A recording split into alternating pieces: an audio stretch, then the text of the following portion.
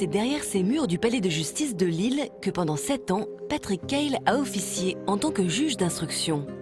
Il y a traité plus de 2000 affaires.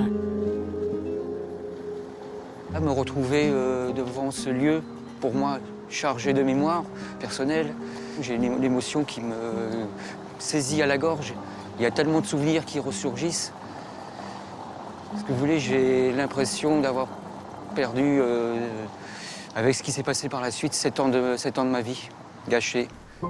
Si Patrick a tout perdu, c'est qu'il y a 16 ans, il a décidé de s'attaquer à un mastodonte, le monde du cyclisme professionnel.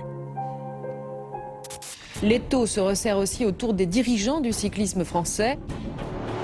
Le président de la Ligue de cyclisme professionnel a été lui aussi mis en examen aujourd'hui par le juge lillois chargé du dossier. C'est pour complicité de facilitation et usage à autrui de produits dopants que Richard Virenque a été mis en examen par le juge lillois Patrick Keil, qui instruit l'affaire Festina depuis juillet 1998.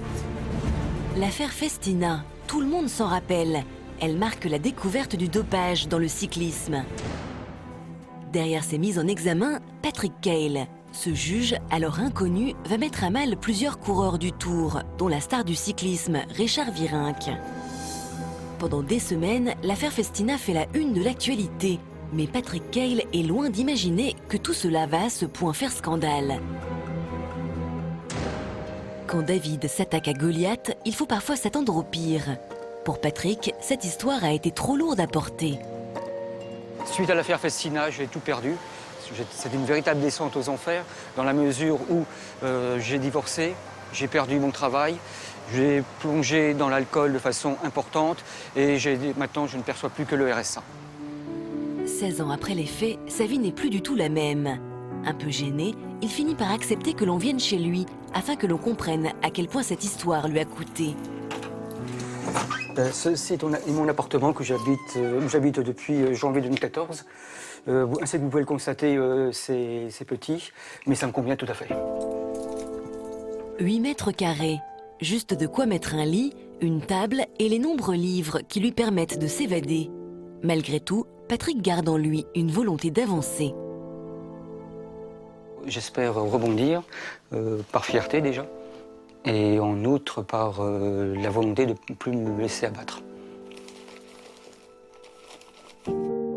Si presque tout son entourage lui a tourné le dos, Patrick n'est pas seul. Il lui reste quelques amis de longue date, comme Jean-Michel. Comment ça va? Quelle ponctualité, pile à l'heure. Je vous ai promis de le ramener, je le ramène. D'accord. Hein? Ça va bien? Ça va bien, oui, oui, et vous-même? Ben, ça va. Lorsqu'ils se sont connus, Patrick était encore juge. Alors pour Jean-Michel, le voir dans cette situation est toujours un déchirement.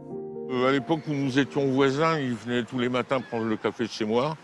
Donc je lui ai rabâché tous les matins qu'il fallait absolument qu'il se reprenne, qu'il change de vie, qu'il change d'horizon, que la vie n'était pas finie à son âge, qu'il n'y avait pas que la magistrature sur Terre, et que ça pourrait faire un très bon enseignant, un très bon documentaliste.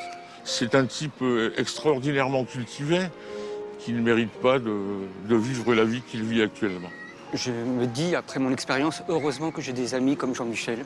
Heureusement qu'il est là, parce que sinon la vie serait pas simple. C'est à lui maintenant de faire le petit pas qui manque. J'espère qu'un jour il y aura le déclic. Voilà. J'ai envie de reconstruire, ne serait-ce que pour avoir une chance que 18 ans de magistrature et 11 ans de droit ne soient pas mis à la poubelle comme cela.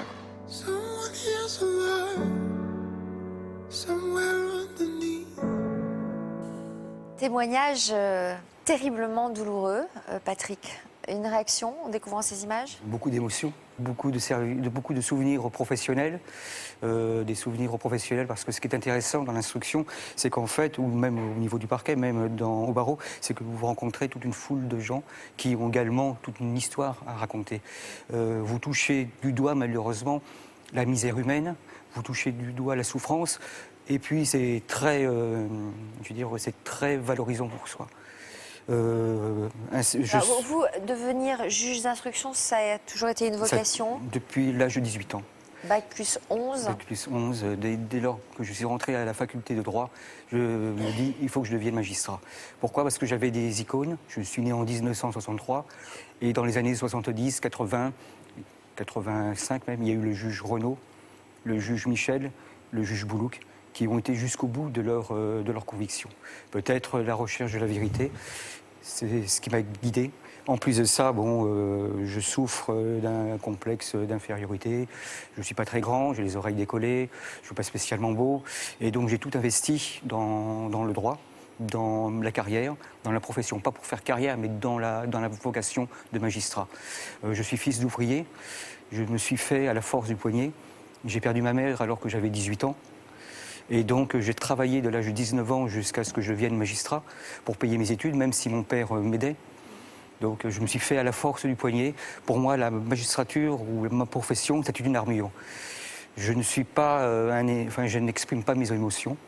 Donc pour moi, c'était une armure. J'ai du mal à exprimer. Vous avez dû ressentir énormément d'injustice. Vous savez, si je disais que vous reprocher. Si je disais que je ne croyais plus à la justice, ça serait déjà une certitude, et ça, c'est trompeur. Qu'est-ce que vous pensez? Vous savez, toutes les personnes qui ont dit « je crois à la justice dans mon pays », ça ne leur a pas porté chance. Aussi bien les hommes politiques que des personnes médiatiques. Donc, ça faisait 5 ans que vous exerciez quand cette affaire vous est arrivée? 8 ans. J'ai commencé en 90. Quelle était votre réputation dans le métier? On disait quoi de vous? J'étais un psychorigide, très dur, mais je pense, ou j'ai l'impression d'avoir été juste, parce que contrairement à ce qu'écrivait La Fontaine, selon que vous seriez puissant ou misérable, les justices de cour vous rendront blanc ou noir. Moi, j'appliquais le même tarif, si j'ose dire,